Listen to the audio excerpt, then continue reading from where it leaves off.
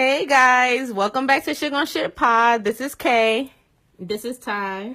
And we are sitting down with Ericka from JoAnnes House today.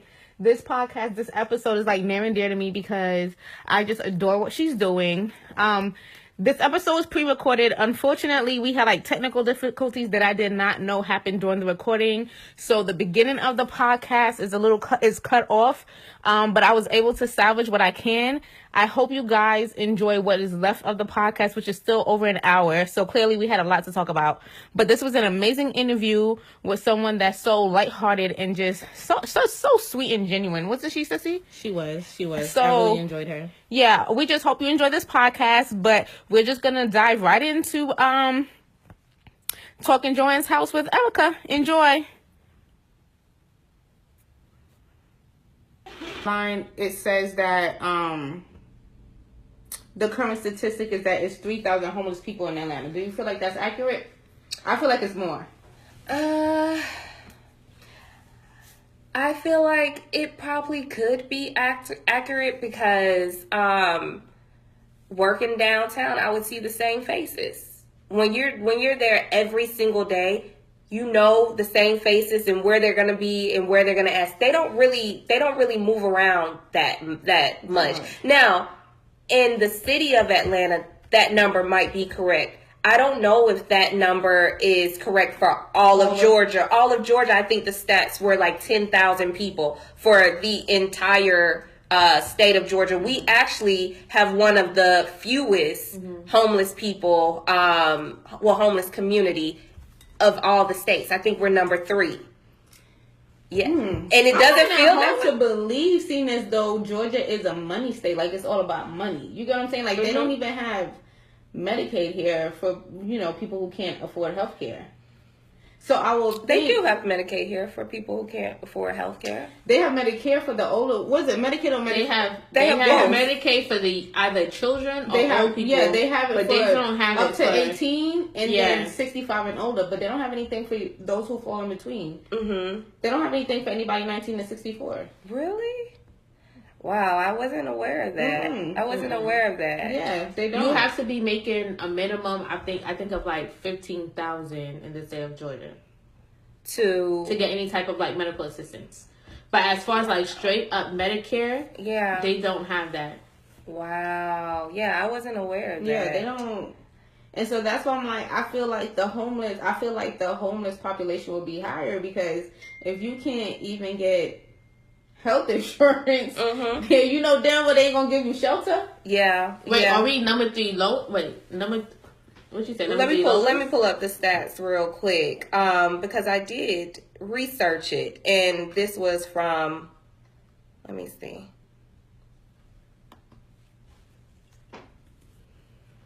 They saying all of Georgia is 13,790. I still find that hard to believe. The whole of Georgia is what? Because Georgia's so fucking big. How's there only 13,790 people that's homeless? So in Georgia, a little bit over 10,000 people don't have a place to stay. And in general,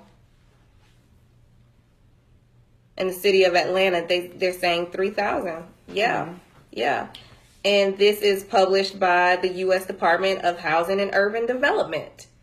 That's where the stats came from. So yeah, and that's give and take only because how can you accurately count?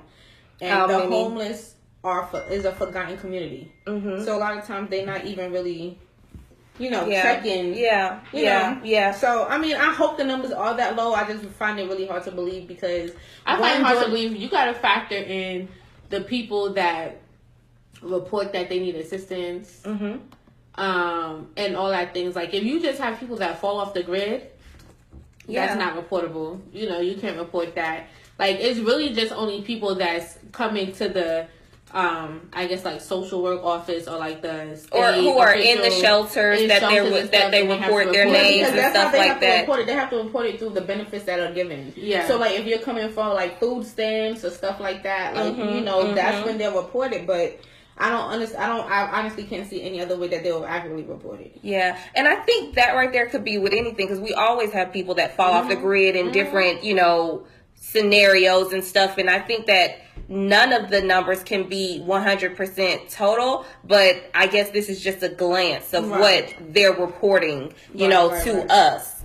So, I guess from what they're reporting, Georgia is doing well in that sense. I know that the mayor, not Keisha Lance Bottoms, but the one before her, was it Kasim? Yeah. Kasim gave some big grant of like $500,000 to for the homeless. And he did this in like last year, to shelters and all this other stuff. And I thought that was awesome, but I also don't know, because I'm not on that level, how, is that sufficient to everybody? I was about to say, is $5,000 even a $500,000? But let's $500,000. $500,000. For me, I have an issue with that. I have an issue with that because, again, that is putting, like you said, sugar on shit. That is putting a blanket over the issue because, yes, you gave this $500,000 grant, but let's not forget, a lot of their housing communities that they had before, they shut them down to develop new, you know what I'm saying? So that's counteractive. Like, are you really helping these people out? Or are you going to give this grant to make it seem like you're doing something to help these people out? Knowing that half that shit's going to go back into the state anyway for taxes or whatever the case may be. They're not going to see that whole $500,000. And even if you gave $500,000, you still took these people's homes away. Yeah. Like, the little shelters that they did have, they are closing them down left to right in Atlanta at high speeds. Like, so it's not even that. What I was saying to Mom is that I do feel like a bulk of homeless people, no matter where you go, is a result of mental health issues. Yeah, that does play a huge role. Yeah, and if you don't get drug addiction and mental health. Yeah. But a lot of people go on drugs because of mental health. Like, think about schizophrenia. Like, if you hearing shit and you feel like taking these drugs is gonna like numb it, and you don't hear it, or you don't hear it, like, like, everything is intertwined, but a lot of people don't like to pay attention. They only pay attention to the physical health. They don't pay attention to what affects them, and if it doesn't affect them, they don't give a fuck. Yeah. But that goes back to basic health care. That is basic health care. Because Georgia's mental health places, and health care. Which is a larger issue here. Right, so if they actually offered health care for people that fell in that 19 to 64, a lot of the homeless a lot of the homeless problems and concerns that we have wouldn't even be an issue, because these people will be getting help for their mental illness and not ending up on the street or not ending up on drugs. You know what I'm saying? Yeah. And so, they wait. It's like an umbrella effect. Like, you push it out and it goes from this to this. Yeah. But if you took care of it when it was here, it wouldn't have to open up like this. Yeah. You get what I'm saying? Yeah. And so, that's my issue with Georgia. Like, it's comfortable to live. People, of course, it's more comfortable to live compared to New York. The cost of living is severely cheaper. But when you think about just basic human rights, I don't feel like Georgia have that a lot of times. I mean, well, we are a red state, so legit. Like, I was listening to Amanda Seals' podcast, and it legit made me mad that her and this other actress was talking about how much they pay for their psychiatrists. And they pay, like, one of them pay $25 per session and one of them pay $30 per session. What? While in the state of Georgia, it's like $100 per session. And I'm just like, what the fuck? Wow. Like, it's feasible for $25. Yeah, everybody would go get assistance then if they felt like it was that easy. Yeah. And I'm just like, that's crazy in California, which is supposed to be like a money state. In California, where it's like all Hollywood. In California, where it's like a major city. LA is a major city compared to Atlanta, Georgia. They are able to access mental health professionals at $25 to $30 an hour. While down here we have to pay $100 to $125 an hour. Wow. Even in like backwoods ass Douglasville, like, it's just like, come on. But that's why we all have to do our due diligence and be out there voting, because I don't feel like this is something on a individual level. I think it's statewide because of who we have representing us. If we're talking to the right people to get the right things done, or we're electing the right people to get things done, then some things will change. We have a voice to voice like this is an issue of ours. I love that Lucy is in office right now. Yes. You know, that's the Lucy one way we got Macbeth. Yeah, Macbeth. Yeah, I love that she's there. Yes, she's actually over my area, and I'm so happy because I feel like this is somebody that if I have an issue, I can go call her. You know, I can send an email. Exactly. So we need to find more of these people, and more of these people have to step up. You know, and say like, hey, you know, I'm here, you know, I'm ready. I love the fact that right now we are seeing different faces running for office, you know, because before it was the typical. It was like a closed door. It was like the big guy. It's like it's white older men were going for office, like and that's what we had. Exactly. Right. And we weren't invited. Now we have some diversity in there, and I just think that we just gotta have, you know, I guess more people just gotta not be so fearful and try to go. Yeah. I don't even think it's about being fearful. It's just literally just stepping outside of yourself. It is. It's literally just stepping outside of yourself. Yeah. Because honestly, a lot of people, for instance, I'll just use like the whole red light scenario. Like when you're at a red light and someone homeless comes up to you and asks for $1, there's about 20 cars lined up off the highway, and maybe only one vehicle would give them $1. But if 20 people gave them $1, it would make a difference. Or you have the people who be like, "Oh, they out here scamming." My family would tell you, anytime if I have it, I give it. Yes. And people would say, "Oh, they're gonna use it on drugs," or half the time they don't even be homeless. They be out here scamming people. That I hate when people say that. Conscience. Exactly. That's nothing to do with I me. tell people that all the time. I tell people whatever they do with the money that I give them, or whatever the items that I give them, that has nothing to do with me. God placed it on my heart to do something. I'm gonna do the job that He's told me to do. I don't care what they do after that. I know I've done my part. Now they just have to do theirs. Yes. We're all at different stages, like, you know, mentally, you know, and emotionally and physically. We're all in different places in our mind and stuff. So if they choose not to do what they need to do with the money or the items that I give them, then they're at a loss. And I think the biggest thing too is that I feel like, I don't know. Like, I just feel like it's always a lot more that can be done. It is. I feel like there's a lot more that could be done. Like, you know, we have organizations and you have drives and stuff, but what do you do after that day is done? You know, a lot of people don't go back on the streets and continue to work. You know, some people just say, I have my annual Christmas drive. And I'm done until next December. And it doesn't work like that because they're homeless 365. Yes, and I have a partnership right now that the company is called BH Property Management, and they are a property management company. They have about 25 communities here in the city. And today I spoke with last week I spoke with their corporate office about potentially doing something year round. So every quarter we'll ask for specific items and stuff because, again, as you said, this is just not an annual event, our Thanksgiving event. Right. We do 4 events a year, but these people are homeless, like you said, all year. Right. So once a month we try to get out there. We are a young organization, so we're doing as much as we possibly can do at this time. But, you know, having partnerships like that where we're talking about doing something year round, and every quarter I'll place a bin in their facility and they'll give us a, you know, certain, whatever items that we ask for on our list, that helps a lot because that helps us to continue to give because we have not an organization, but a corporation that said, hey, we'll take your bin for a year. So we'll continuously give to you guys every single quarter. Right. That matters, you know, and if we got more partnerships like that, that would just make a difference. Now, what I'm doing, of course, it's just a small difference in the big picture. Right. The overall picture. But I feel like if we all find something small that we can do, everybody would get taken care of, you know, in every single way. True. You know, hone in on what you know you can do best. You know, I can't worry about, you know, providing a shelter for them right now because JoAnnes House is literally a P.O. box right now. Right. JoAnnes House is trying to get a house. It's trying to get a house, right. You know, but what I can do is give you some of the things that you need. You know what I'm saying? Make a difference. To get to where you're trying to go. And guys, like, it's literally simple. Like, you know,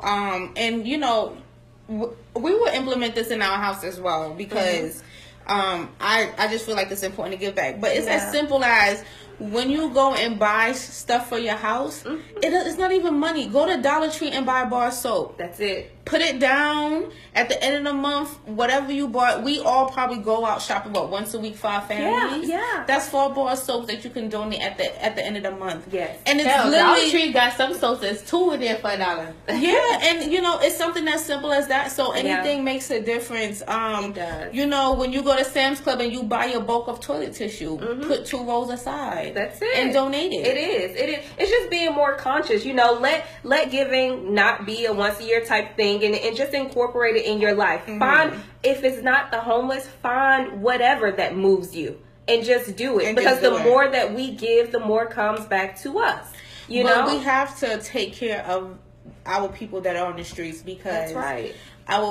It becomes an ecosystem thing. Yes. And honestly, it could be anyone. Sometimes you'll hear stories, you'll be watching TV, you hear stories, and people who you never thought would be homeless ended up homeless off one simple move. One simple move. They lost their job. Yes. They didn't plan for it, and they couldn't find anything for 6 months, and they ended up on the street after 2 months. And Well, it's not even 6 months. There's some people that don't even have a month worth of savings. Yeah. So 1 month that you're out of work, knock you off your ass completely. And it doesn't, right? And it has nothing to do with drugs. It has nothing to do. People just have this notion that you fucked up somewhere in life. Yeah, and that's why it's happening to you. And just check this out. I don't even think about homeless as the person being on the street. Let's talk about all the people who are couch surfing right now that don't want to sit back and just admit to themselves damn, I don't have a place to stay. I have nowhere They to don't know.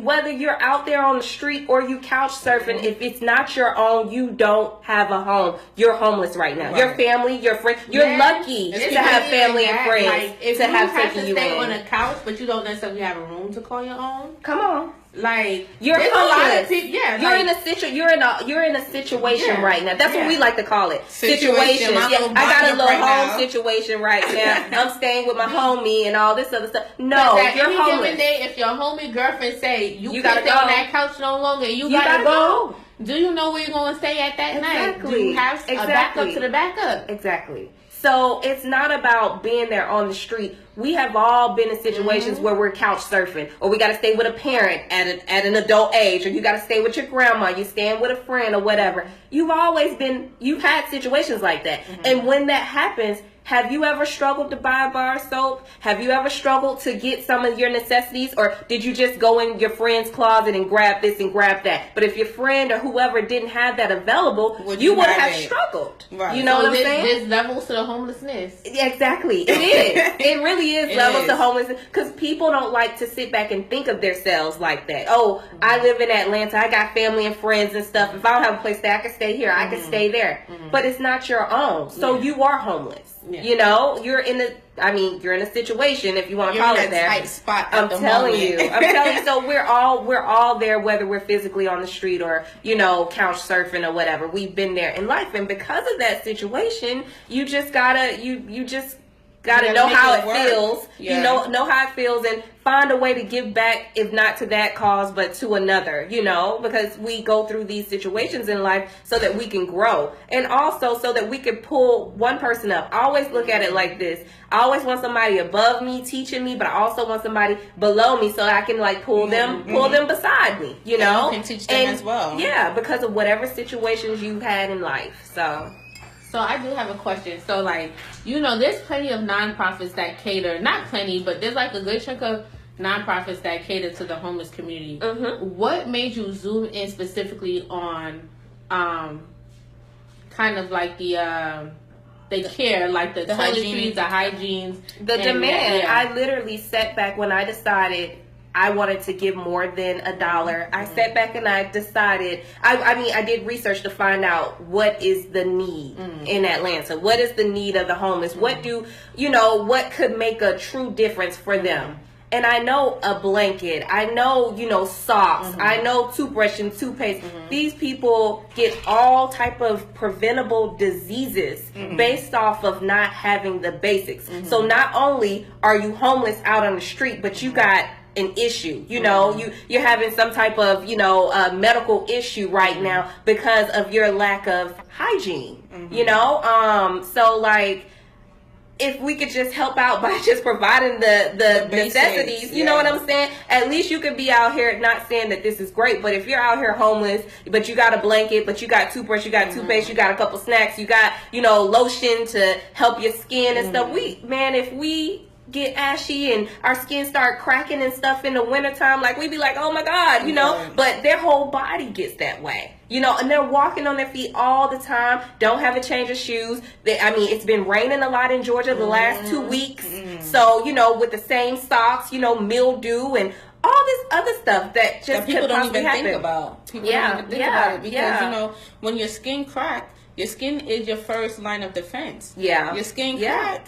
Sepsis kicks in, all types of things. And it becomes, when it could be localized at one point, it then becomes a whole system-wide thing, which the system is your body. So you're right. And it's unfortunate because these people are already homeless, but then if they go to, say, a county hospital like Grady, which I think it sucked that Grady's like the only county. Is Grady the oney county hospital?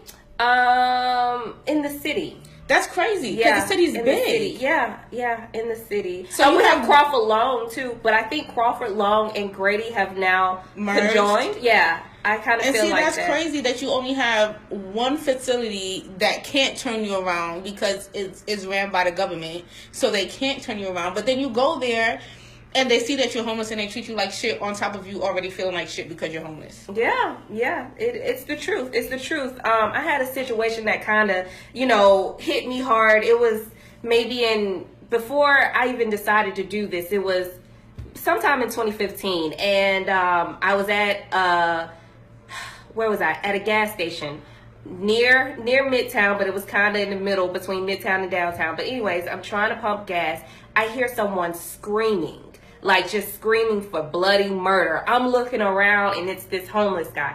He's just, walking around screaming. I'm like, okay, he may have a mental illness. And then as he gets a little bit closer, like crossing the street, he had feces on his pants. But at that time, I couldn't tell because of the way that it was dried up if it was feces or blood. But he was screaming. He didn't have any shoes.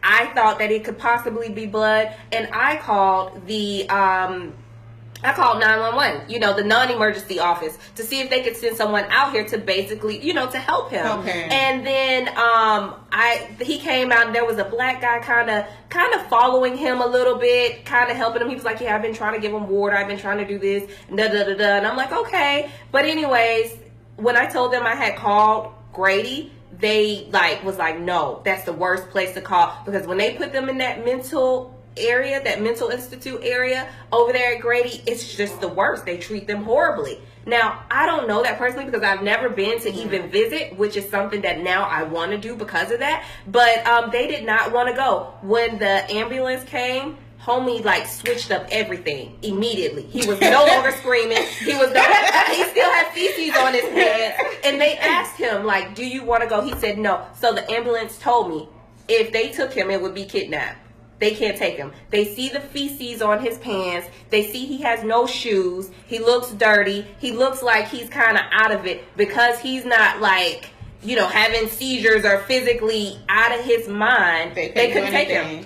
So he was still sitting around, walking around. Crazy. So the way drunk people sober up when they see the cops, he sobered up when he heard Grady. Yes, he did. And it was so sad. I spent at least an hour there with these people trying to figure out what can we do for this man right then and there. And all these people got a nurse to be screaming, Grady, baby. Yeah, I'm one, bitch. Don't start. Grady, we gonna throw your ass in right here. No, but yes, it was horrible, and what ended up happening is people were walking by while all this was going on, and then you had people like, oh, he can have my shoes, he can have this, he can have that. A community effort. I like that. Yeah, that ended up happening, and when the ambulance left, the black guy that had been following him around, offering him water and stuff, he asked me, hey, I'm homeless as well. Can you get me X, Y, and Z? So then you got like this one homeless man following another homeless man to help him. But I didn't know that because he didn't need that as well. Yeah, I didn't know that because the man that was talking, the black man that was talking to me, he seemed like he was fine. He looked clean. Mm-hmm. He looked put together, and like you said, there's levels to your homelessness. Yeah, it is. And so I went in the gas station and I got him the things that he needed, and I left. And that was like a whole hour and a half, and I just couldn't believe that, like, the situation that just had happened to me. Like, wow, what did I just see? And it just kind of sparked something in me at that moment, but I didn't know later on I was going to be working with them, So this was pre JoAnnes House. Yes, it was. It was pre JoAnnes House. Yes, it was. So you feel like ultimately, like, this is your calling. Ultimately, what I want to have is a JoAnnes House, the community. And I want like a subdivision of a few homes, and we're going to be working on mental health, mind, body, spirit. We have some fundamental things that we're going to work on. So we got home life, wellness, care and finance, social, so recreational things that you like to do. And then legacy. What's your legacy?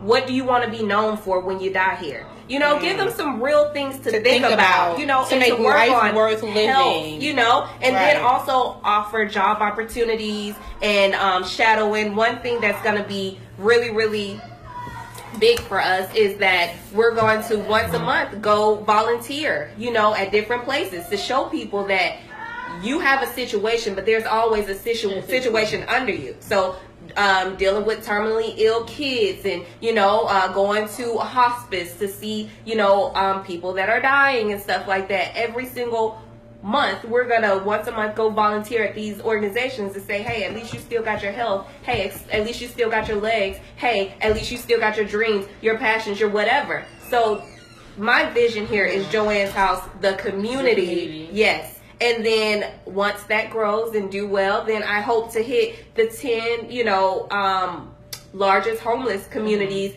around the states, the top the top cities that have the most homeless, 10 of them. I want to hit that and do a JoAnnes House community. So it's just basically spreading, love and care for the mind, body, spirit all together is what the goal is here. So now, like, we all know in business, like, when you're doing your own thing, there's really no time, like, you really can't predict the time frame. But is there a time frame you would like all of the JoAnnes community to be, like, on the ground and popping and just established? Yeah. No, I have not given myself a time frame because, in life, we always think we want things to happen a certain way. And as soon as you give yourself a time frame, maybe that wasn't meant to happen in that amount of time, So let things happen the way that it does, do what you do. Keep making your annual goals and, keep hitting the monthly goals that you have and let things go the way that it's going to go naturally. So I don't really want to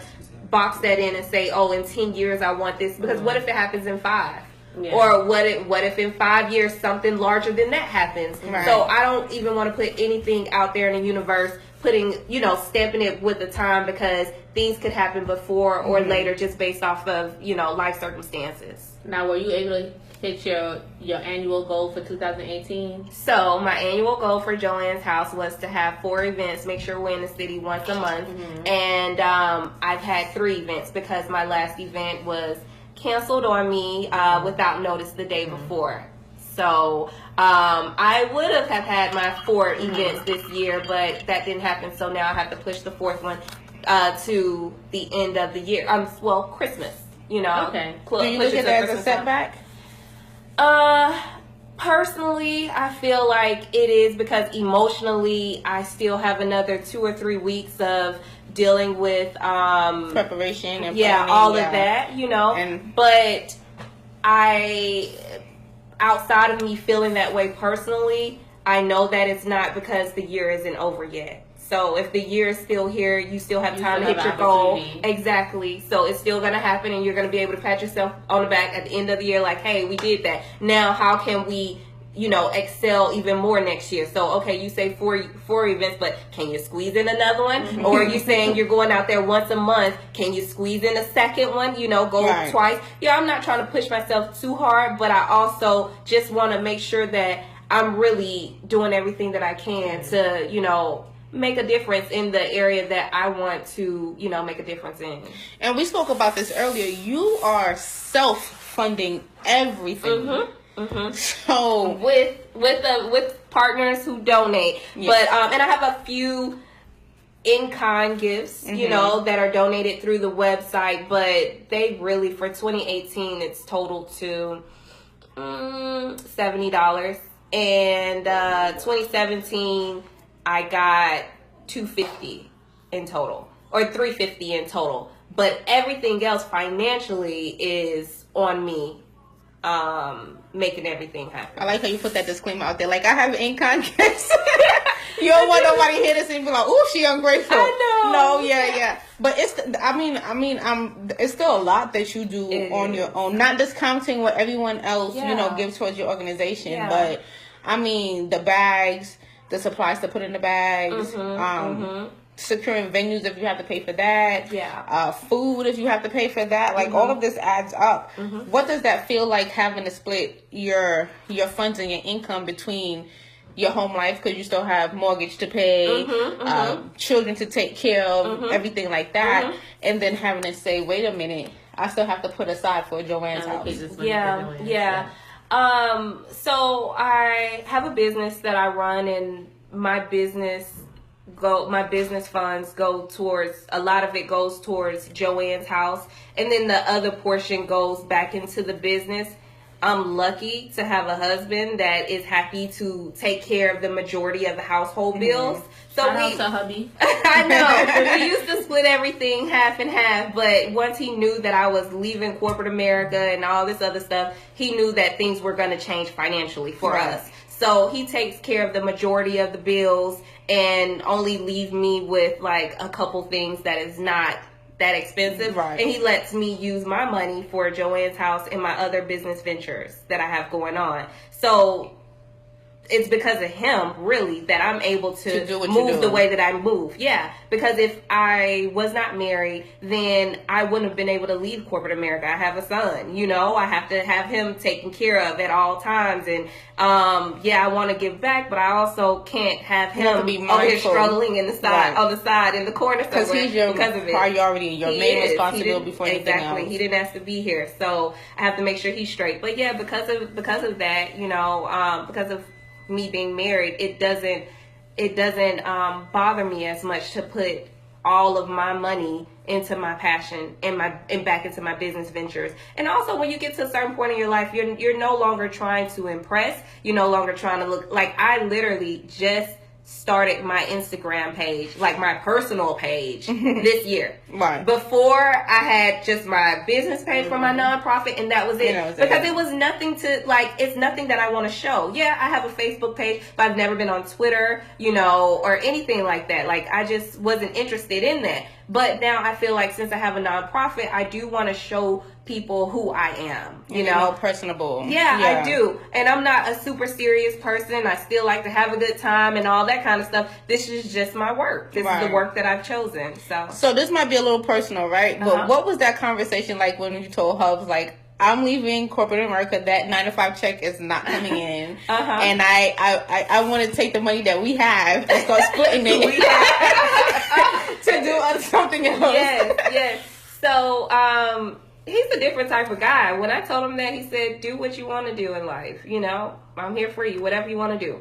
He does not, he didn't have one fret with it. And I think also because he felt like some of the time was going to be given back to us. With me not working corporate life. Yeah.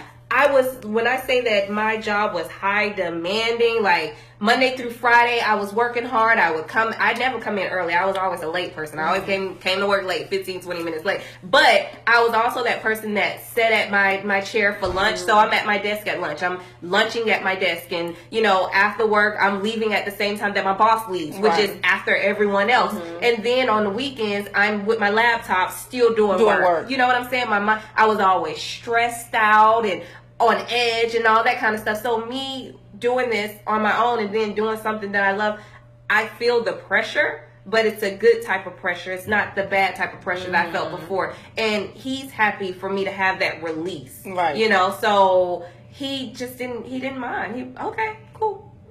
That was it.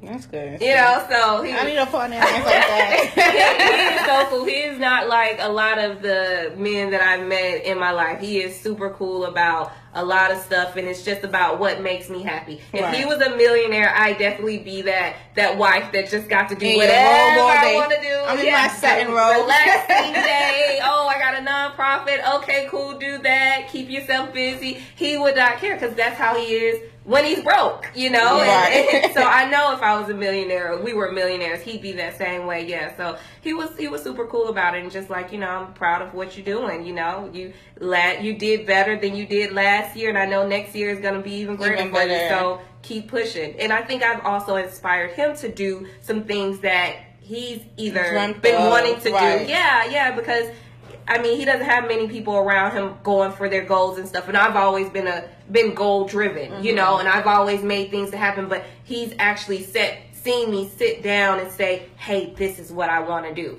And then he started to see everything that's happened after that. Yeah. So he's like, dang, you know, she can do really it. Work. Yeah, I can do it too. So I think I've inspired him a little bit. So to he move motivated you to do what you want to do by not even giving you any backlash. Yes. And in return, you motivated him because he's watching you do what you do. Yeah. And it worked out. Yeah. That's amazing. It's great. That's amazing. And real quick, tell everyone how you came about the name of JoAnnes House.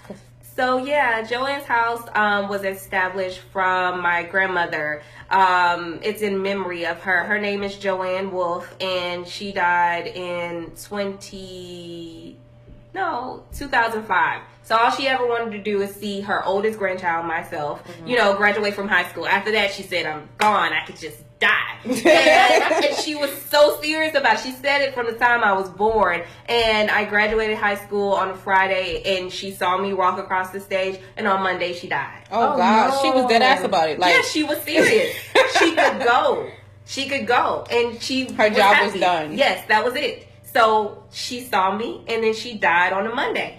And but the thing about my grandmother was she was definitely the heart of the family. She brought all the family members together, and you know, when she died, a lot of us kind of separated because like her house was the main hub. Yeah, it is. Anybody from your friends, your friends' friends, your mama's friends, anybody's children, any adult, she's always had like her door open for everyone. So, you know, JoAnnes House will be a house where, you know, people can come and, you know, get some peace and stuff. Yeah. What I will say is that JoAnnes House will not be a shelter. We are not just housing people. We're selecting people that want to be off the street, and want to grow in their life. Find a different part of them that they've never explored and just enhance. We want to accelerate people's life and bring them up in any way that we can, but it's not going to be a shelter where we're just housing people and people go at a certain time and come back. That's not JoAnnes House. You know, it's going to be a purpose to it. So yeah, but the name came from her. Grandma. Okay, and you think she'll be happy now? Like she'll be proud? She would love it. She would love to come to the house and visit the people, dance. She loved dancing. So dance, and she cussed everybody out, you know. Come on, Don't Grandma. do anything. She cuss you out. She talk to you like she know you. Sometimes is a love tap. You know I love you, but you gonna get this cuss out. Okay, you gon' get it. Don't try me. Don't throw away none of her food. Throw away one thing on the plate. That's it. So you ain't clean your plate, you get no dessert. You. And you gonna get she's gonna cuss you out and call everybody and tell them that you didn't eat your food. Did you know such and such just threw my motherfucking food away? Did her mama buy this shit? You know, like that's my grandmother all the way. She was funny as heck, but yeah, so she would definitely be there dancing, talking to people and everything. So I'm sure that she's extremely proud of, you know, what I'm doing and stuff. So that's good. That's good. That really is. I do have one question. You mentioned that you have a son. How do you feel raising a black boy to be a black man in this country, in this current state? Yeah. Now this may be maybe I'm going about this the wrong way, but I don't do what the typical black mothers do about telling your child white people are going to do this and be prepared for this and be prepared for that. And I don't do that because I don't believe that he will have that issue. And I know a lot of people might say, like, this is what we're living in today, but this is not his today. This is our today. Just like when our grandparents were going through whatever they were going through with segregation and all that kind of stuff, they couldn't imagine that our today would be like this. Now, of course, we still have room, like a ton of room to grow, but we still have a lot of privileges that we did not have. I don't believe that my today is going to be his tomorrow. And I'm doing whatever I can do to ensure that. Now, of course, the world got to get in line and they all can do that, you know, but I feel like things are just changing. There's a shift in everyone in these days. You know, we still, I mean, we're looking at it like life is chaotic, but think about it. There's always the storm before the sun. You know what I'm saying? Before things chill out. It's a calm, the storm, and then the rainbow. Exactly. So right now, I think we're in the storm, where things are fizzling up and things that we didn't discuss comfortably, you know, black and white relations and stuff like that. Now people are talking about it, and they're talking about it so much, and it's so blunt and in your face that I believe white people too are now having to talk to their kids how they treat people of other cultures, you know, because it's being talked about and it's in everybody's face. So I don't have that typical black mama talk. And I do that with quotes, you know, because I don't know that every black woman has that talk, but I don't have those type of communication with him. I tell him to treat everybody the same. You know, I talk to him about, you know, gay people, transgender people. We talk about sex. We talk about everything. And everybody is just supposed to be treated the same. Focus on you being a good human being. You doing the right thing.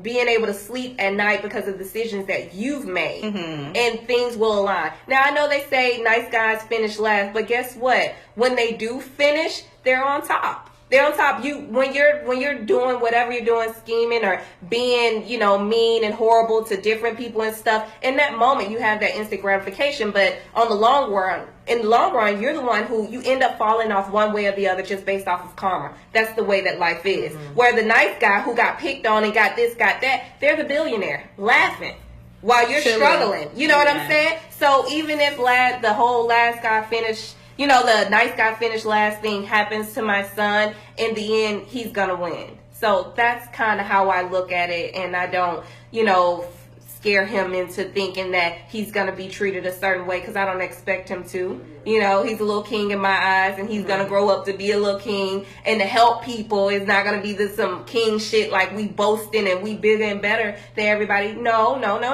You're going to keep yourself together, you know, and you're going to help people. You're going to do your thing, and you'll conduct yourself like a young man. And he does. You know, he's a kind kid. Yeah. So you don't have to talk with him, but do you fear for him? No, I don't. No? Okay. I do not.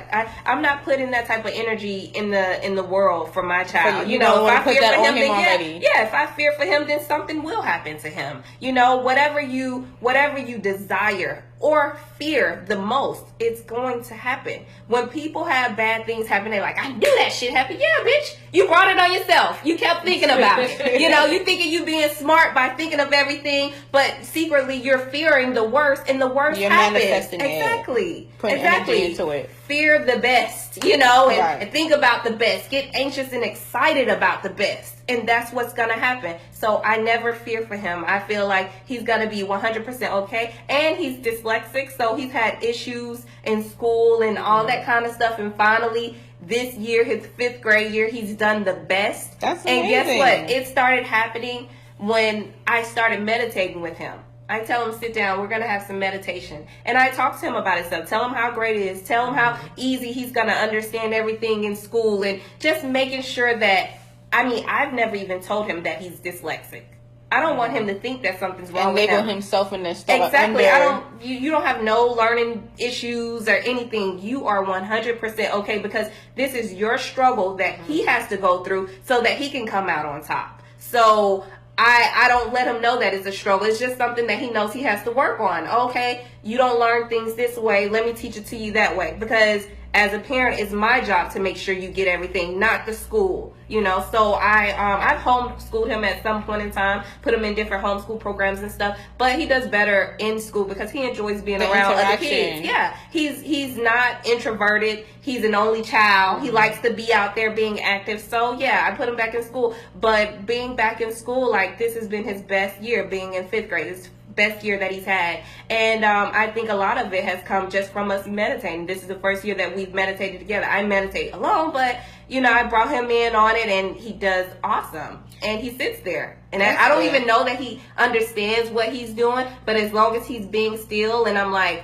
what do you think about? He's like, well, you told me not to think about anything, so I'm not thinking about I'm nothing. just sitting here with you, Mom. Exactly. Great. That's good.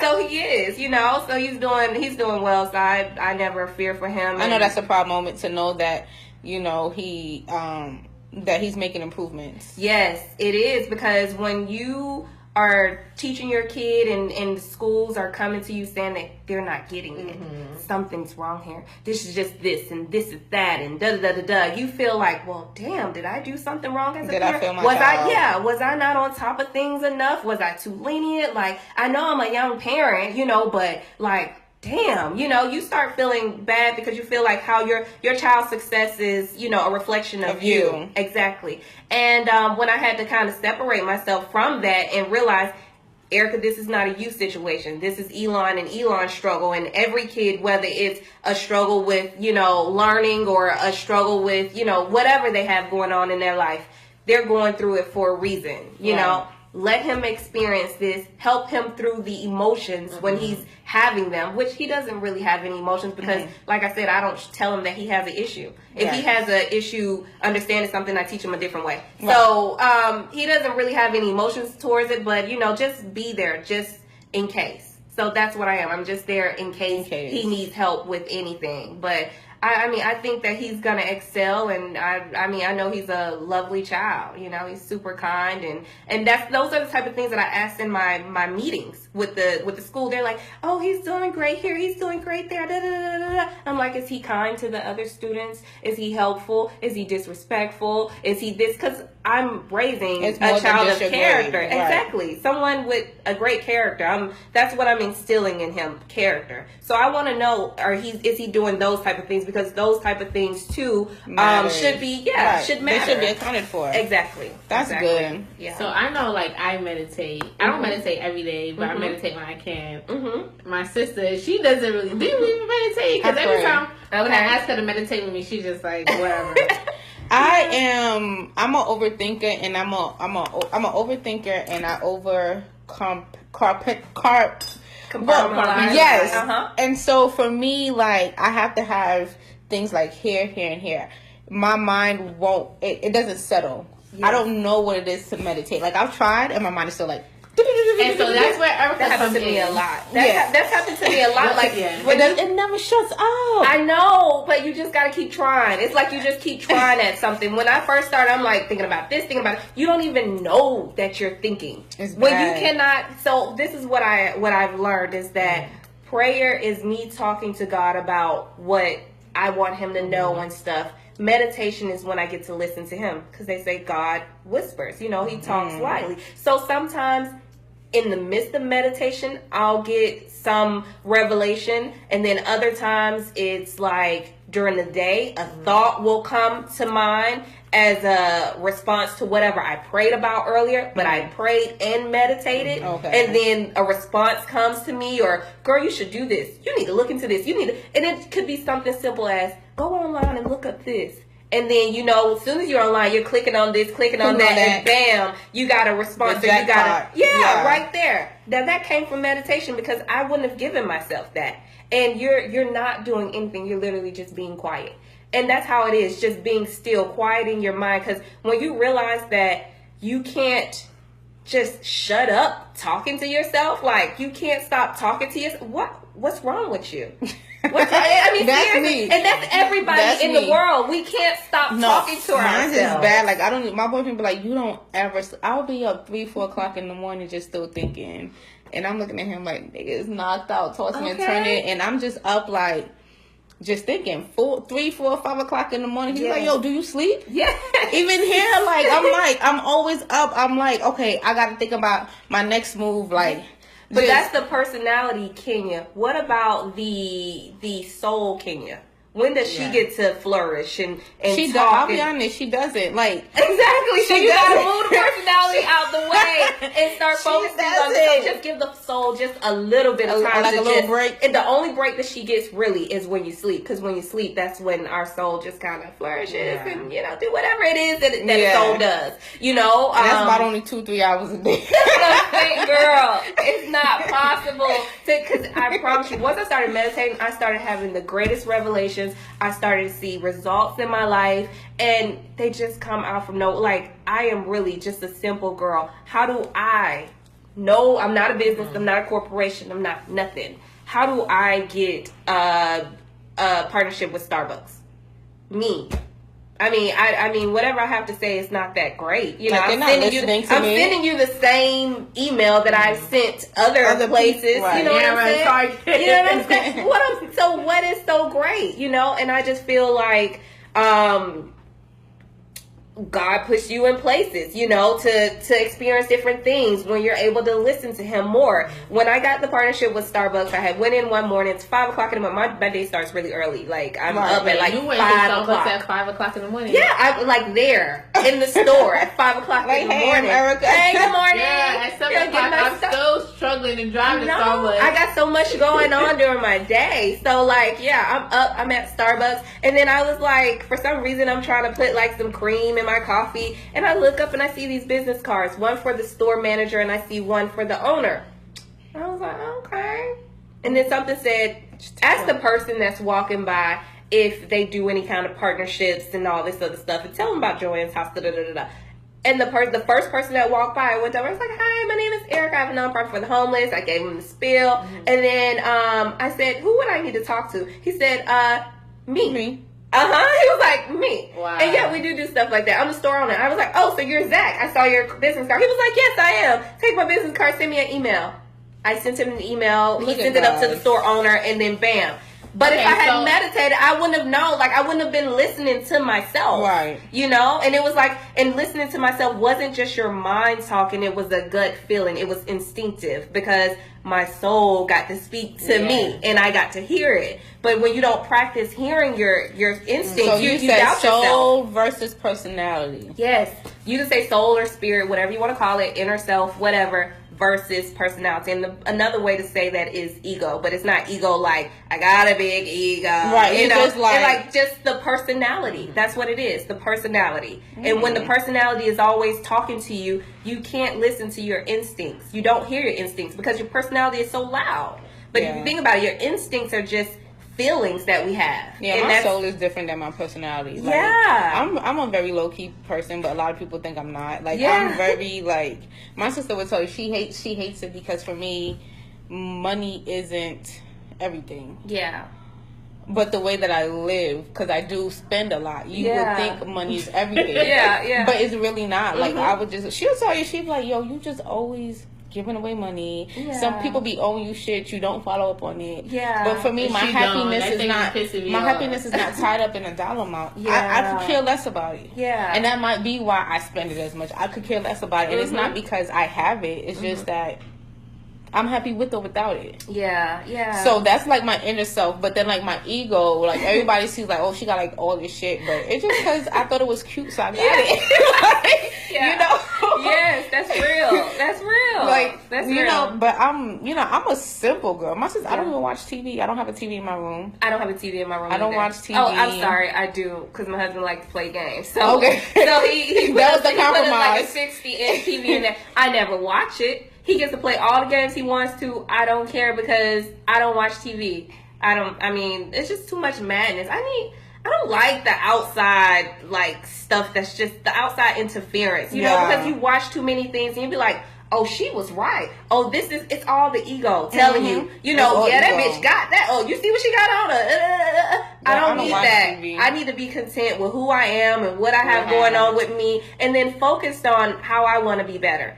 and not trying to, compare myself to anybody else. And of course, when you see people doing great, you didn't see them when they were struggling. You're just looking at how great they are right now. Yeah. Exactly. And you're comparing yourself to somebody who you didn't know struggled 10 to 15 years before you were born. Half of these people, all of these people be considered, they be comparing themselves to people they don't even know. Like, you don't know this person. Yes, why are you comparing? Exactly. So have you always been like this, or you've been like this after you figured out what your purpose was? This right here has just happened to me the last year.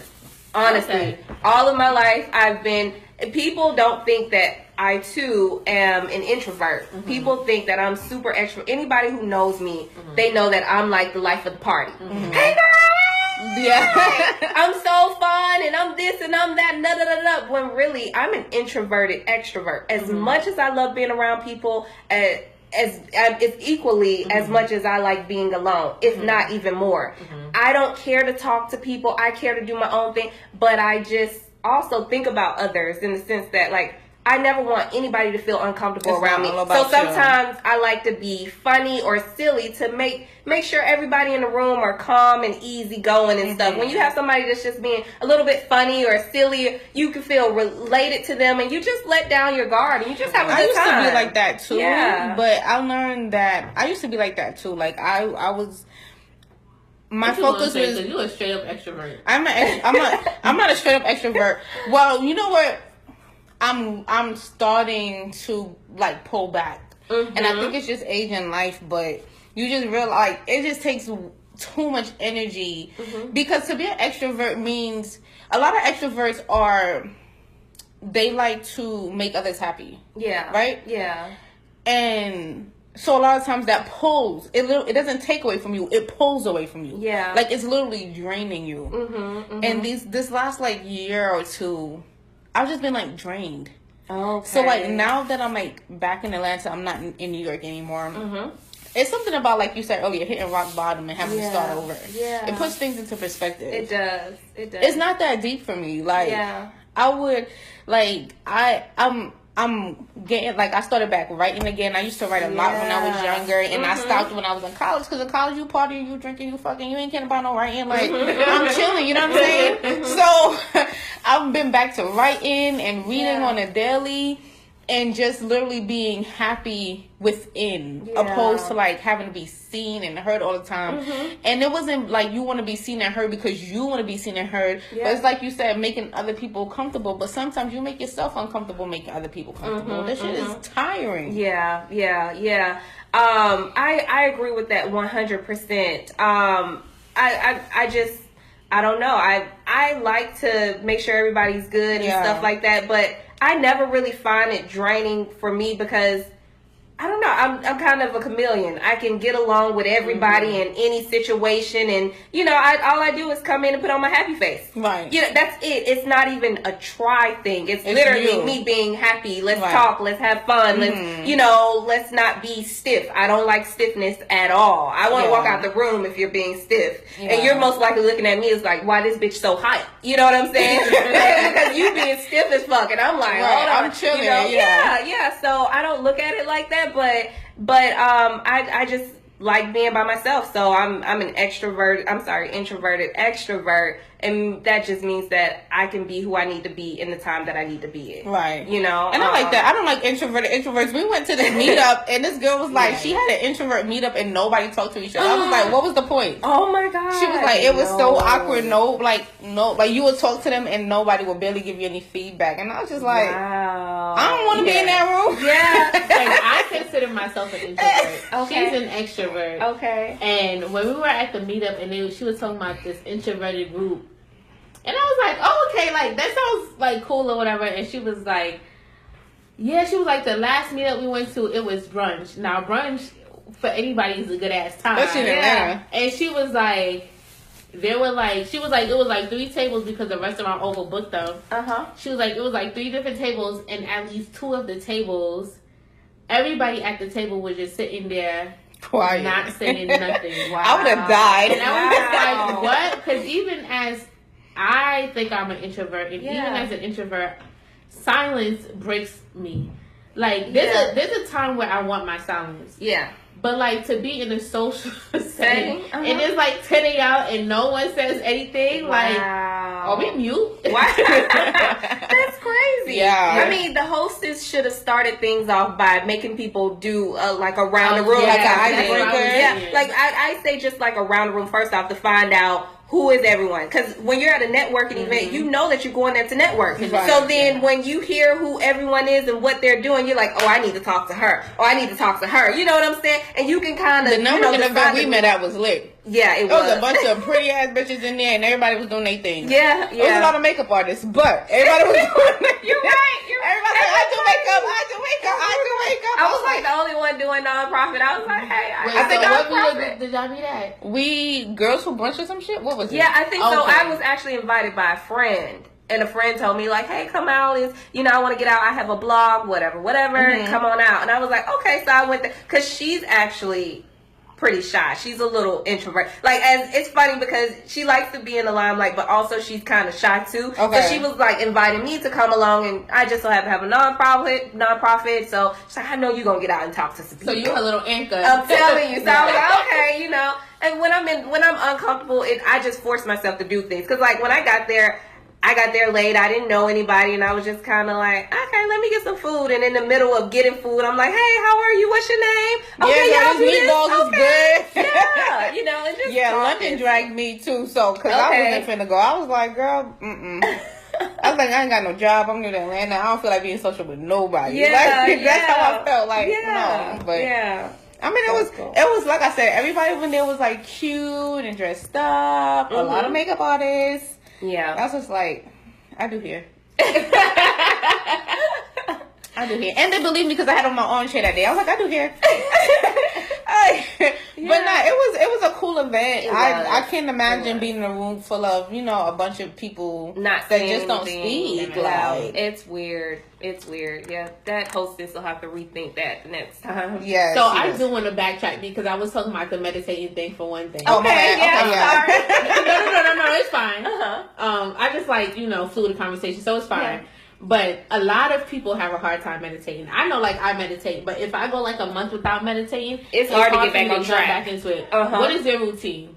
So in the morning I get up, and before I even get up, I'm laying in the bed. My alarm goes off. It's, I don't know, 4:30 in the morning. Alarm goes off. That early. I'm not an early bird. I'm not an early bird, but I promise you, my day has to start early. It I does. am going to but you bed get so more much. done when you get more done when you wake up between like 4:30 and 5:30. I'm telling you, like, your do. day be over. But then sometimes I wake up at like 4:30 and I don't get home until like 7 p.m. Like, I'm doing stuff all day. But anyways, my alarm goes off at 4:30 in the morning, and then I turn it off. I say a prayer, thank you, Lord. Like, show gratitude. Thank you, Lord, for waking me up. Thank you for my husband, my son, whatever it is that I'm thanking the Lord for.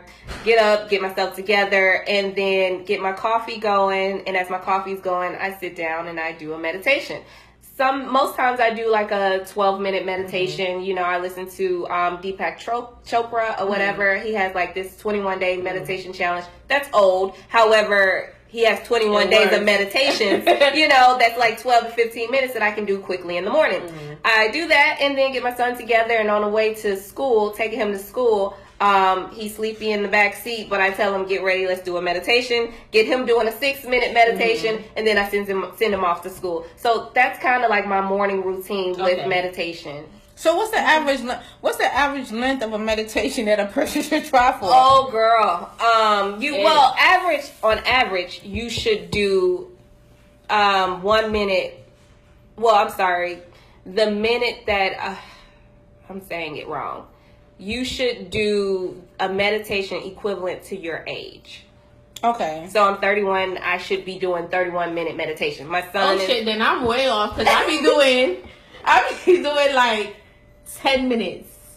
And even at 10 minutes, like at the 9-minute mark, I'm like, how much longer do I have going on? Like, my mind can't quite.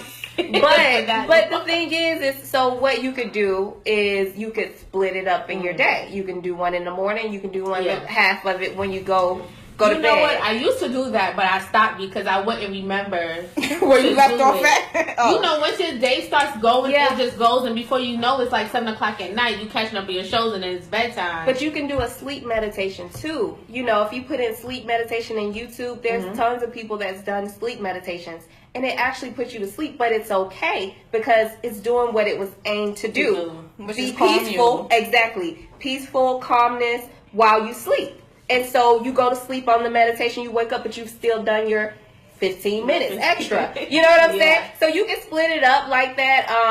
Now I have days like this week when I had to do some reflection and stuff. Now that meditation was like 40 minutes to an hour, like straight up, like I'm trying to look into myself and figure out what's going on. And then sometimes it's harder for you to get yourself in that groove. Like you said, if you stop doing meditation for a month or so, it's hard for you to get back. So you can feel like you didn't do nothing. Because I know, like, daily meditations, I could do, like, 10 minutes. Yeah. But, like, the deep dive meditations that I do, like, on the weekend, I could sit there for, like, 30 minutes. Yeah. But, like, the daily ones, it has to be, like... just quick and nice done short, with. yeah. So you can definitely, do your 10-minute ones. It's basically... It's I just think how you it's kind of personal move preference. up. Yeah. Yeah, you just kind of move up with it. You can start with, if you can only sit for 2 minutes today, do your 2 minutes. And then you try 2 minutes for 1 week. Next week, try 3 minutes. Right. It's just quieting your mind to a certain amount of time because your mind never stops going. How long did it take you to get to this point with your meditation? A long time. I've been trying to meditate for years. For years. That's And it honest. never felt like anything. I couldn't stop my mind. And it just, I was like, this is not for me. This is not for me. But then when you get to a certain point where you're really... like you feel like you need something more, like you feel like prayer is just not working for me. Belief is just not, faith is just not working for me. I just need to try something totally different. Yes. That means that strong desire is there. And then once the desire is there, something starts working for you. Even if you don't feel it. You don't feel it immediately. However, you start seeing different things change in your life. So like, I don't know that I believe in luck, but we could just use the terminology luck. You start seeing things kind of aligned in a way that is beneficial for you. And you're like, how did I do that? What did I say here? How did I, what? Okay. You get kind of excited about it. You're like, I know this is meditation because this didn't happen to me last month or 2 months ago or a year ago when I wasn't doing this. And then, you see the effects and you just start doing it. Yeah. So... we're gonna, because I'm not gonna hold you for too long. Yeah. JoAnnes House, you've been doing it. The idea came to you 2015. You've been doing it since 2016, right? So the idea came in 2016. I've been doing it since 2017. 17, okay. So what do you have in store for JoAnnes House for 2019? 2019. I haven't sat back and done my goals yet, you guys. I usually do them in December for January. Okay. So I haven't really sat back and done my goals, but I know one thing is to, like we talked about, try to get more partnerships on board with having a bin for the full year and spread out things in increments per quarter. Okay, quarter one, we're going to focus on donating toothbrush and toothpaste. And then quarter two, we're going to focus on whatever it is. So getting people to have the bins a little bit longer, that'll be one thing. Maybe, I know that I'm probably going to stick with 4 events per year, but trying to get out in the city a little bit more. Now, the issue with doing that is the lack of supplies. I can't buy all the supplies on my own. So, I have to lean on other, partnerships and stuff like that. So going harder at partnerships and being able to get in the city a little more often, and just make sure that one thing that I want to do, this is a sneak peek of things. I haven't talked to anybody about this, but I want to do some type of series called Beauty in the Streets. And Beauty in the Streets is going to be me literally being out there with them, talking to different homeless people, talking about their experience. How they came to be where they are in life, how long they've been out there, and what they believe would help them, would get them out the street. And I want to kind of do just a small docuseries, just because this also gives me valuable information of, how to move, how I can best assist them, but also opens up their life to the world, to let them know what's going on. So I'm going to work really hard to do beauty in the streets kind of campaign, and I'm sorry, not a campaign, but docuseries, and see where that goes next year. That's good. That's amazing. I love that idea. Thank you. What have with JoAnnes House? What have JoAnnes House taught you in 2018? I'm about to say 2017. What have JoAnnes House taught you in 2018? Like, what is your biggest takeaway? Selflessness. So I've always been selfish in my life. Always. I was the only girl. It was me and my brother. Now I have, that's from my mom and my dad. My dad remarried, and I have siblings from his second marriage. However, in my household, it's only been me and my brother. And my siblings are much younger than my brother and I. So anyways, I've always been selfish, and my mom has always allowed me to be that way and encouraged it. Now, when I say selfish, it's not like really, really mean and all that kind of stuff. It's just, I have not gone out of my way to give. To accommodate others. I have not. It's about accommodating me. Right. That's how I've been in my life. And so doing JoAnnes House, like, it's helped me with that, going out my way, putting all my energy, my funds for my business, going straight to it first before thinking about other things and stuff like that. It's really helping me grow into the person that I need to be in life, So I would say JoAnnes House has taught me to be selfless. More giving. Yeah, selfless and more giving. Yeah. Which one feels better? Selfish or selfless? Well, that's a good question, sis. That's a good question. Like, she and I, we always talk about like dealing with people that's selfish. Yeah. Like we don't really like get along with people that are selfish because we were born together, so we don't know what it's like feels to be selfish, have something to your own, and not have to worry about someone else. I mean, we share beds until we moved here, like like we've always had like our own beds, but we just prefer to like just share everything. So all we know is to like I empathize with other people just because I've never been born by myself. I've never had anything to myself. Like I don't know how that feels. So as someone that at one point was selfish, now you're selfless. Like which one feels better to you? I would say being selfless feels better because being selfish is just focused on you being happy in the moment. Being selfless is that inner joy, like you're going to go through life and you're going to be happy, you're going to be sad, you're going to be whatever. But if you have inner joy, then that can never change.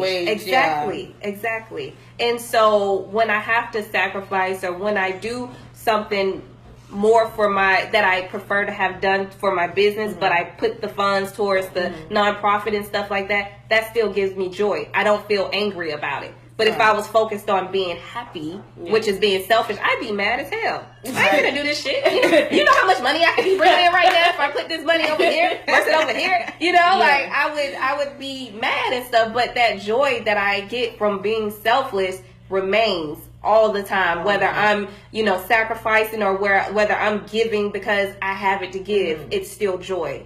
And those are the type of emotions that I want to, elevate in my life. I don't want to just be happy, I want to just be blissful. I want to have joy and, that type of thing. Do you want to expand? So you serve, is it just Atlanta or is it Atlanta and Metro Atlanta? Well, it's Atlanta in general, just Atlanta, because that's where I see the most homeless people. When you drive on the outskirts of the city, every now and then you see one person or two people on the side of the road and stuff, but you don't know where to go to give to the masses. Right. If you go downtown in Atlanta to Hurt Park, that's where they are, just hanging out right there. So that's why I focused on that area. But I used to carry bags in my car, so whenever I see somebody on the side of the road, I just give them a bag, with the hygiene products. I'm gonna have to grab a couple of those bags from you. Do you plan on expanding to other counties, Carroll? I don't know if you want to go as far as focusing on them specifically.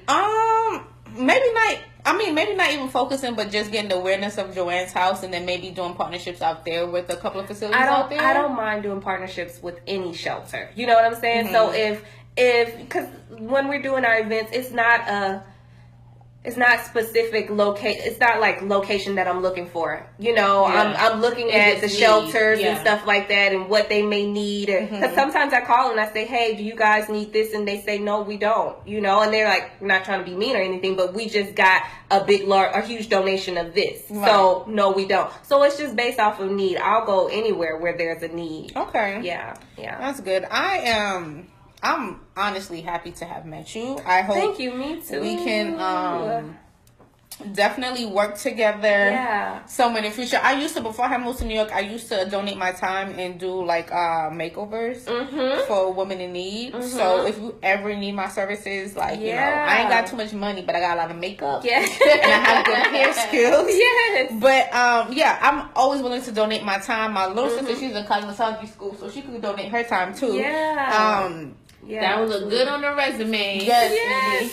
But let everybody know your website, your social media, where they can find you. And let us know if you need anything like supplies and where they could donate to. Or where they could meet you to and your P.O. box. So my website is JoAnnesHouse.org, and that's JoAnnes house.org. My social media is JoAnnes House ATL, and that's on Facebook and Instagram. And for donations, if you're donating supplies, then if you're in the Georgia, any state of Georgia. Now I'm not going to Macon. We're in Atlanta, but you ain't going to Columbus neither. Okay, but if you're in the outskirts of Atlanta somewhere, I'll come to get the donations, or maybe we could meet up somewhere to get the donations. And for financial contributions, you just go to our website, and there's a couple donate buttons there. Good. And what's your P.O. box? That's my home address. Okay, boom, got it. And just let the listeners know what you're in need of the most. Yes. Right now, since it's winter time, it would be, like winter supplies. So hats, gloves, scarves, socks, shoes of all sizes. These are donations for adults only. That's where we are focusing on right now. Homeless kids tend to have more givers, than the adults, because most people feel like you put yourself in the situation. Right. So that's why we focus on adults. But any winter gear is acceptable. And outside of winter, we're always in need of toothbrush, toothpaste, undergarments, and maybe lotion, and female hygiene products. And even if not lotion, y'all, Vaseline, I mean, it's nice and thick, so it will keep them coated. Oh my God, deodorant is really good. Toothpaste. Always socks too, because they're constantly walking. Socks is like the biggest thing, because they're always walking, using their feet. And we all know, if we go on a hike or something like that, walk too long, even with socks on, your feet. Your it feet absorbs. Guys, I'm telling you now, like, it really doesn't cost that much to donate or to contribute. You can take $10 and go to Dollar Tree. You can rack the fuck up. You can get 2 pair of socks, a double pack of toothbrush. You could get, do they sell pads at Dollar Tree? They sell pads. They have soap, 2 in a pack for $1. Their socks is 3 in a pack for $1. Their gloves, you can get gloves, hats, a scarf. That's $3 right there. Like, I don't know people's pockets, just like no one knows my pockets. But we spend more on less. We spend more in Chick-fil-A with the milkshake. Starbucks. Yes. McDonald's. Skip breakfast for one day. And take that $7 and some change that you would spend at Chick-fil-A and just donate $10 to Ericka's cause. If you don't want to donate monetarily, I know a lot of people are iffy about their money. You can buy the supplies yourself and meet up with her. If you can't meet up with her, I'm sure you can ship it to her. Just, also, help out. Volunteering too, donating to me is in any kind of form. It could be financial contributions, it could be supplies, but also when we're out here, volunteer your time. When we're out here giving out bags, not that we don't have enough hands, but it's always a great thing, a great experience for yourself. Right. You know, to be out there handing out bags, seeing how people live, and knowing that, you know, you're helping in some type of way. Right. So you can volunteer your time as well. I just know the next time I'm gonna go to the store, I'm gonna pick up one thing because I mean, Yeah, like I said, Thank if you you. even just add a bar soap to your grocery list every week, at the end of the month, that's 4 bowls of soaps that you can donate. Yeah. You know, and that's only $1.50 each week out of your pockets, you know? And like I said, I don't know anybody's pockets, but what I'm saying is we are all grateful. If you can listen to this, you have a phone, you have a roof over your head. You understand what I'm saying? You're already well off than someone else. You may not have it all, but you're not that bad I just off. feel like the bigger picture is that we're all one paycheck away From being homeless, honestly, if you think about it, if you really think about it, especially in Georgia, because Georgia, you 2 days late on your rent, your shit on the curb. That's right. Straight up. Yeah. Like New York got squatter laws. Georgia ain't got that shit. They don't care about. They don't care nothing about Yeah. nothing. Yeah. Bank of America put the cease in on the 30th. It's the second you gotta go. Like I've seen them break down people's doors and haul all their shit out. Yeah. You know what I'm saying? So it could be you, it could be a loved one. Just have, you know, like, just open your heart a little bit for a Let's dollar. empathize with people this holiday season. Yeah. I'm so glad to have Thank you guys. This is amazing. Thank you Thank so you. much. Thank you. Sis, drop your tagline so they know where to find you. Yes, this is Ty. If you want to find me, you can find me on Instagram or Twitter at Tikedi, Tikedi. Yes, she already dropped hers. I Do you did. want to drop your personal or just your business? Oh yeah, you guys can follow me on IG at Ericka Cameron Carr. That's ERICKACAMERONCARR. Ooh, that was long. I'm telling you, Ericka Cameron Carr. Just look on the website, find my name, and then copy your name and put it in IG. Right. You know what I'm saying? Like, And this is Kay, y'all. Thank you so much for tuning in for another episode, supporting my passion of sugar and shit. You can find me at Kenya_B_. So that's KEENYA_B_. On Instagram, Snapchat is Kenya.B. I don't really be on there like that me lately. neither. But I know. But We're just there for the filters. yes, we I'm just telling did the you. filters. I'm telling you. Definitely check me out, you guys. And this was another episode of Sugar and Shit. I hope you guys enjoyed it. Christmas is